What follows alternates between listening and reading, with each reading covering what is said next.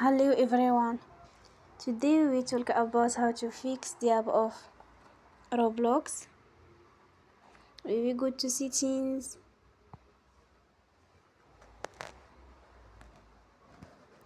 then we click on apps. After that we search the app Roblox